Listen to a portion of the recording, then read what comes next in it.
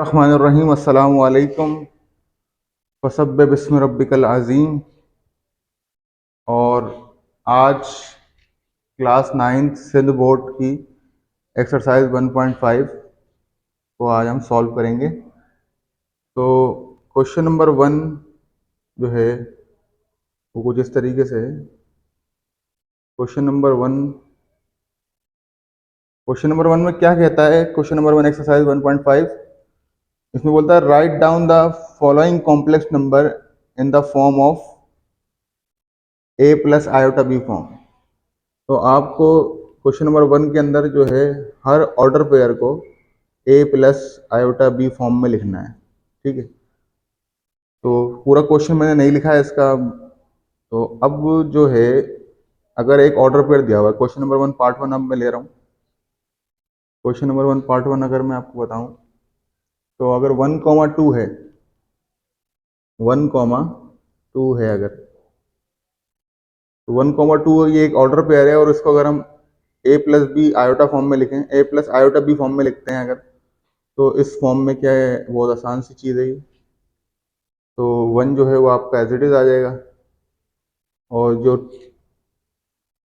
2 है ना, जब इसको ऑर्डर पेयर से खोलते हैं, जब इसको हम ऑर्डर पेयर से खोल देंगे तो ये हो जाएगा आपका 2 आयोटा। ये इसका आंसर है।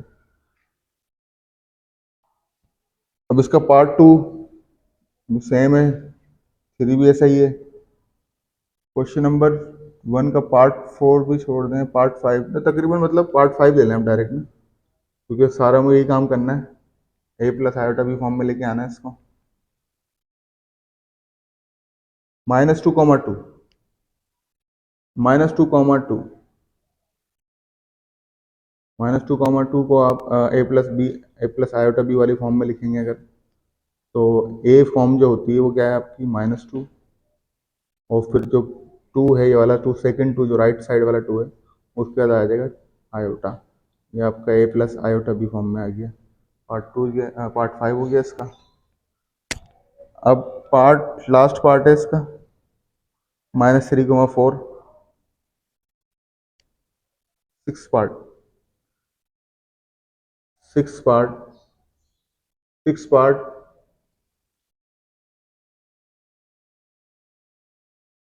जो है आपका -3,4।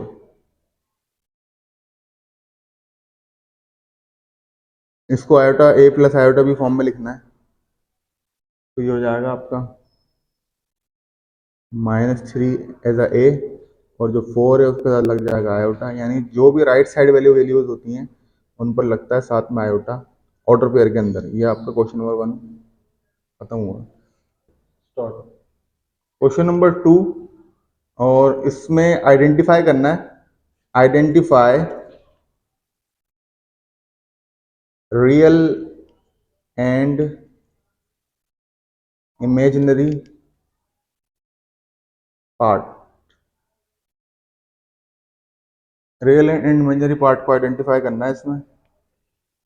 तो इसके जो पार्ट्स हैं वो टोटल हैं, इसके 6 पार्ट्स दिए हुए हैं इसमें आपको, तो हम आपको आइडेंटिफाई करके दिखाए थे। तो क्वेश्चन नंबर, पहले पार्ट 2 लेते हैं इसका, 9th आयोटा -4। क्वेश्चन नंबर 2 का पार्ट 2 लेते हैं पहले। उसमें लिखा हुआ है 9 आयोटा -4। अब सिंपल सी बिल्कुल बात समझ लें, जिस चीज़ के साथ यानी जिस नंबर के साथ आयोटा लगा हुआ होता है वो कहलाता है आपका इमेजिनरी पार्ट। इमेजिनरी पार्ट होता है, और जिस नंबर के साथ कोई आयोटा वगैरह ना हो वो कहलाता है आपका रियल पार्ट। ठीक है, तो ये रियल है और ये इमेजिनरी है। तो यानी बकाया जितने भी रिमेनिंग पार्ट्स हैं इसके, मैं करवा तो रहा हूँ लेकिन एक दो आपको, मगर करना यही है, इसमें जो आयोटा वाले पार्ट्स होंगे उसके अंदर वो आपको इमेजिनरी पार्ट कहेंगे, और जो रियल पार्ट होंगे उसमें कोई आयोटा नहीं होगा। ठीक है, जैसे ये एक अपॉन वाला पार्ट ले लेते हैं, पार्ट 5। अब पार्ट 5 जो है वो दिया हुआ आपको -3/4,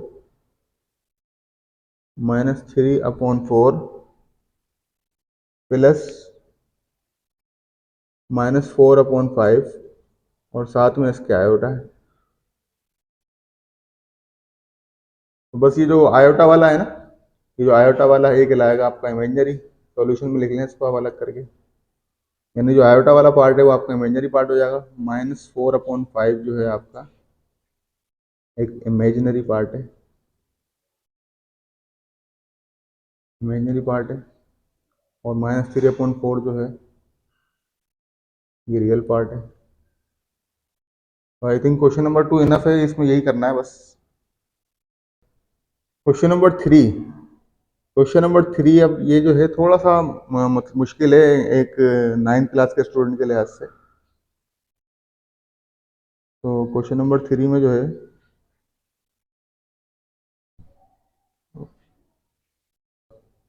क्वेश्चन नंबर 3 पार्ट 1 और क्वेश्चन नंबर 3 जो है वो पहले कह क्या रहा है, कॉन्जुगेट। कॉन्जुगेट का मतलब होता है मेट्रिक क्लास जब पुरानी बुक हुआ करती थी तो इसको हम रैशनलाइज भी कह सकते हैं, ये रैशनलाइज का भी हिस्सा है, रैशनलाइजिंग भी होती है ये। और कॉन्जुगेट जो होता है किस तरीके से किया जाता है थोड़ा सा इसको समझ लें, क्योंकि फर्स्ट टाइम पढ़ने में आ रहा है आप लोगों के 9th क्लास वालों के। तो 3+2 आयोटा अगर है तो पहले तो इसके ऊपर एक बार लगा लें, जिसको कॉन्जुगेट बार भी कहते हैं और विन कॉलन बार भी कहते हैं इसको ना, विन कॉलन VIN। ठीक है, ये जो स्पेलिंग है विन कॉलन की वो यही है, VINCOLAN। विन कॉलन बार भी कहते हैं इसी को, और कॉन्जुगेट बार भी कहते हैं। अब ये बार लगाने का मकसद ये होता है जो इमेजिनरी पार्ट है, क्योंकि क्वेश्चन नंबर 2 में बता दिया गया था इमेजिनरी पार्ट क्या होता है, जिस नंबर के साथ आयोटा लगा हुआ हो, सिर्फ आयोटा, तो उसको बोलते हैं इमेजिनरी पार्ट। इमेजिनरी पार्ट का करना होता है साइन चेंज। तो जब कॉन्जुगेट होता है तो इमेजिनरी पार्ट का साइन चेंज करना है। तो ये हो गया आपका 3 - 2 आयोटा। ये हो गया आपका क्वेश्चन नंबर 3 पार्ट 1 का आंसर। अब अगला पार्ट जो है इसका, अगला पार्ट जो है वो पार्ट 2 3 तो खैर सेम है, 4 भी ऐसे ही है। अब यहाँ पर आपको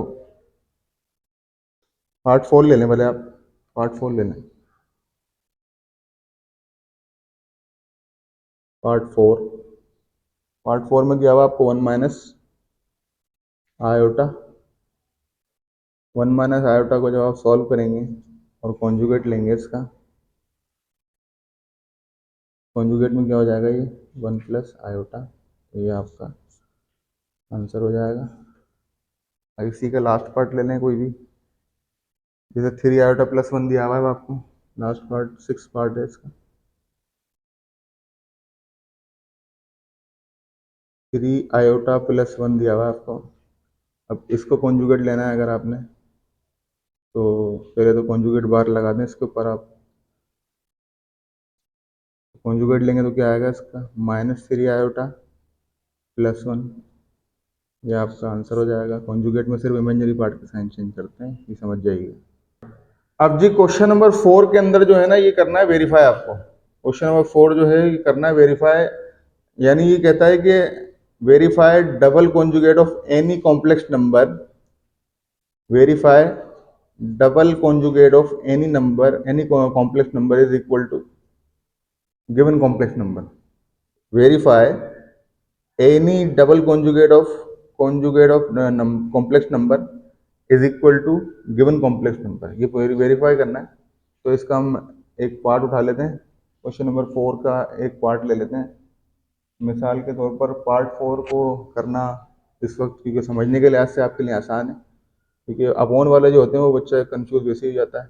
पार्ट 4 जो है क्वेश्चन नंबर 4 का पार्ट 4 लिया है, तो उसमें दिया हुआ है आपको कि 2 + 3 आयोटा। अब 2 + 3 आयोटा अगर आपका क्वेश्चन है, अब इस क्वेश्चन को आप पहले सिंगल कॉन्जुगेट करें ना, ये यानी फर्स्ट कॉन्जुगेट कहलाएगा आपका। तो 2 + 3 आयोटा का आपने सिंगल फर्स्ट कॉन्जुगेट लेना है अगर, तो वो क्या आएगा आपके पास 2 - 3 आयोटा। ये आपका हो गया फर्स्ट कॉन्जुगेट।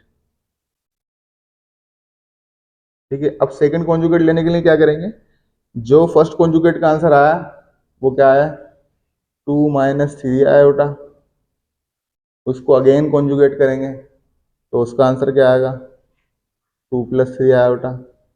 अब ये आपका क्या कहलाया सेकंड कॉन्जुगेट।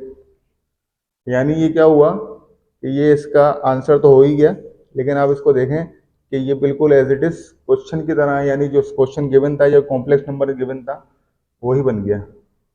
ठीक है, समझ जाता हूँ इसके ऊपर मैं आपको, यानी इसका एक पार्ट इसलिए काफ़ी है क्योंकि आपको जो बात समझनी है कि डबल कॉन्जुगेट लेना है इसमें ना।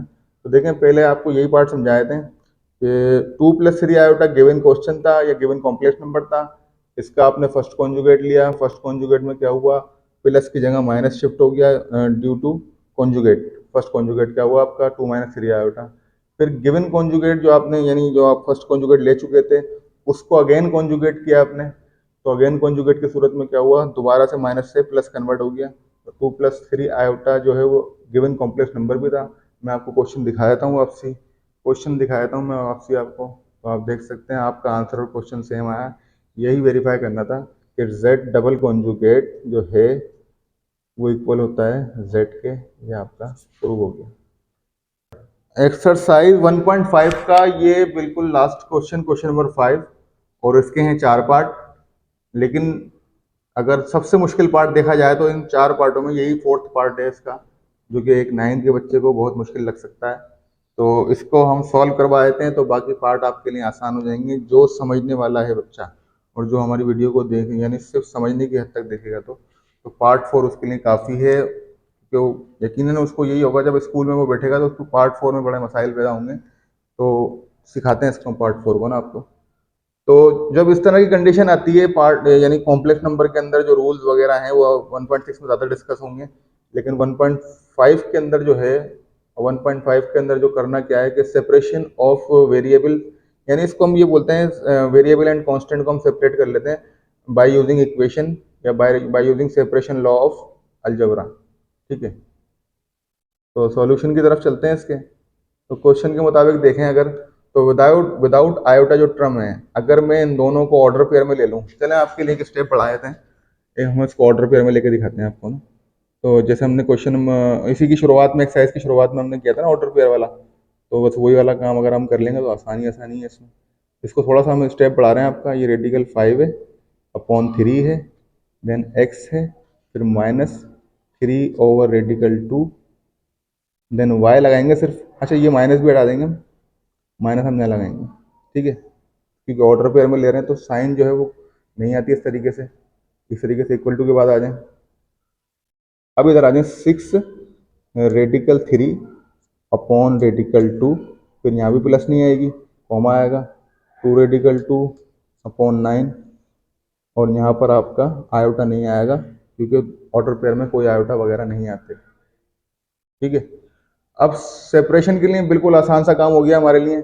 हम क्या करेंगे, ये देखें, इसको इससे सेपरेट कर लेंगे, एक्स को इससे, यानी फर्स्ट को फर्स्ट से सेपरेट करेंगे और सेकंड को सेकंड से सेपरेट कर लेंगे। तो अब क्या होगा, हमारा सवाल कुछ इस तरीके से हो जाएगा कि radical 5/3x is equal to 6/3/रेडिकल 2। ये हो गई सेपरेशन ऑफ एक्स। देन इसी के साथ साथ आप सेपरेशन ऑफ y कर लें तो -3/रेडिकल 2y इज इक्वल टू 2/2/9। ये हो गई सेपरेशन ऑफ y।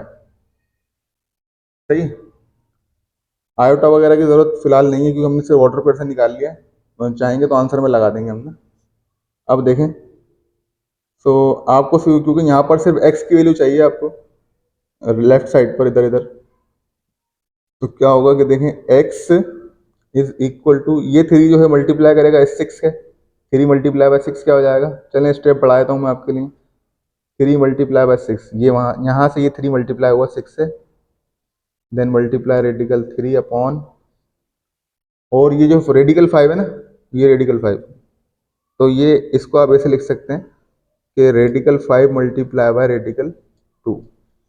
तो ये तो हो गया सिंप्लीफाई। ठीक है, अब यही बात आपकी y के लिए है, तो अब आपको y सिंप्लीफाई करना है। तो नीचे वाला y रेडिकल 2 जो है वो इस रेडिकल 2 से मल्टीप्लाई करेगा। तो रूल ये है, चलें छोड़ें, मैं आपको करके दिखाता हूँ ये चीज़ भी। तो 2 तो ये वाला आ गया ऐसे एज इट इज़, देन आपको ब्रैकेट में लिखना पड़ेगा रेडिकल 2 ये वाला, और उसके मल्टीप्लाई में आएगा नीचे वाला रेडिकल 2। ठीक है, फिर उसके अपॉन में आ जाएं आप, 9 अपॉन में मौजूद था, और ये वाली -3 जो y के साथ थी, ये डिवाइड में इससे मल्टीप्लाई करेगी आगे -3। ठीक है, अब सिंप्लीफाई करना है इसको, वैल्यू निकालनी है इसकी, एज इट इज जो वैल्यू बनती है इसकी। तो x इज इक्वल टू 18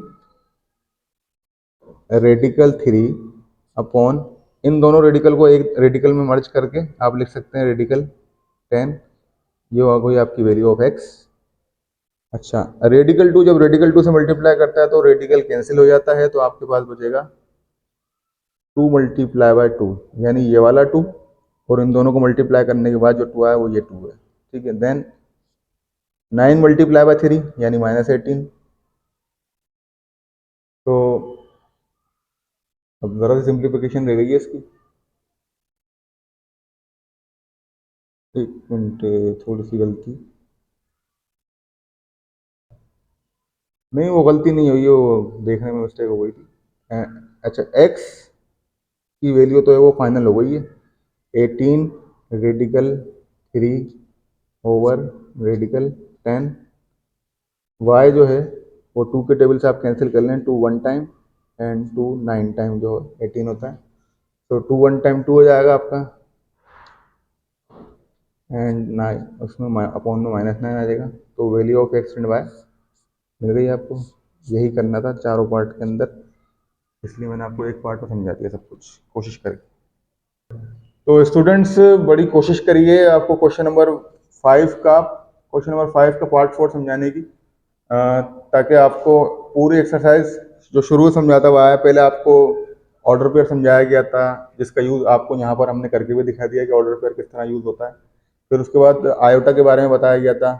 अच्छा, यहाँ पर मैं एक चीज़ और ऐड कर देता हूँ आपको, ये जो वाई वाली वैल्यू है इसके साथ आयोटा लगाए थे हम। ठीक है, बस वाई, क्योंकि वाई के साथ ही आयोटा होता है अक्सर ना, अक्सर क्या 99% आयोटा वाई के साथ ही होता है।